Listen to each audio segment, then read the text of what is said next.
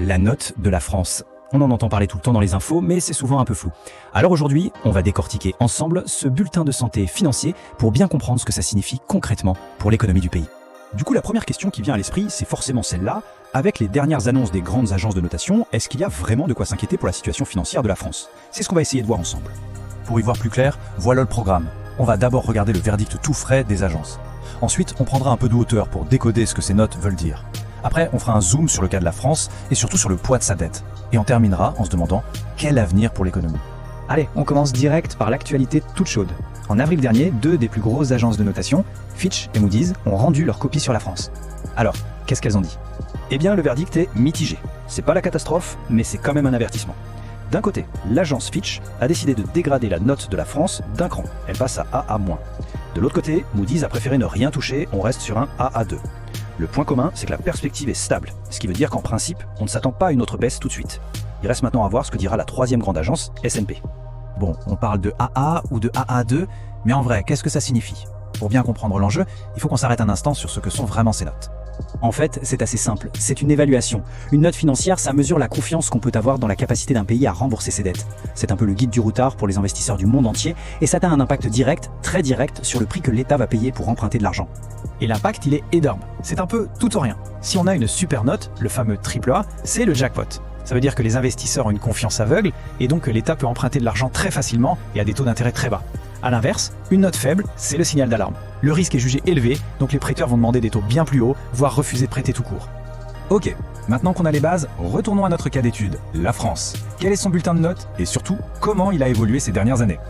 Le parcours est assez parlant.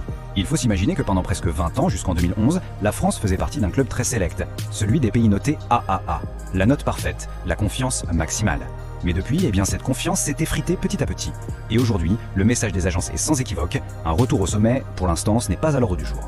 Mais alors pourquoi? Pourquoi cette dégringolade? La réponse des agences est très claire, et elle tient en un mot, la dette. C'est ça le principal point noir qui pèse sur les finances publiques. Le premier chiffre qui alerte, c'est le déficit de 2023, 5,5%. En clair, l'État a dépensé beaucoup plus d'argent qu'il n'en a fait rentrer. Et surtout, c'est un dérapage important par rapport à l'objectif qui était fixé à 4,9%. Ce genre de sortie de route, même si elle s'explique en partie, c'est typiquement le signal que les agences n'aiment pas du tout. Et ce déficit, année après année, il vient s'ajouter à une montagne qui existe déjà, la dette globale. On a passé le cap, un peu vertigineux, des 3 000 milliards d'euros. C'est un chiffre tellement énorme que c'est difficile à se représenter. Mais c'est le total de tout ce que la France doit à ceux qui lui ont prêté de l'argent. Un fardeau qui se transmet et qui en plus coûte de plus en plus cher en intérêts chaque année. Mais le chiffre le plus parlant, c'est quand on compare cette dette à toute la richesse créée par le pays en un an.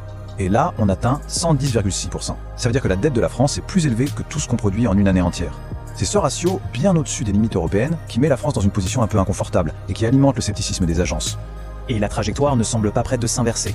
Moody's a été très clair là-dessus. Si des mesures fortes ne sont pas prises pour contrôler les dépenses, cette dette pourrait continuer de gonfler jusqu'à atteindre 115% du PIB d'ici 2027, ce qui évidemment mettrait encore plus de pression sur la note du pays. Bon, face à ce constat quand même assez alarmant, quelle est la suite? Comment le gouvernement compte s'y prendre pour redresser la barre et surtout pour rassurer les marchés?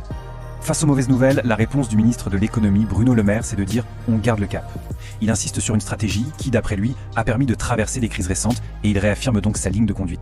En gros, le plan repose sur 3 piliers. Le premier, c'est de miser sur la croissance économique et le plein emploi pour faire rentrer plus d'argent dans les caisses de l'État. Le deuxième, c'est de continuer les réformes, comme celle des retraites par exemple. Et le troisième, qui est sans doute le plus compliqué et le plus attendu au tournant, réussir à réduire les dépenses publiques pour s'attaquer enfin au déficit. Ce qui nous laisse avec la grande question, la question finale. Cette stratégie, est-ce qu'elle sera suffisante pour vraiment inverser la tendance de la dette et pour convaincre durablement les agences de notation? C'est tout l'enjeu des mois et des années qui viennent.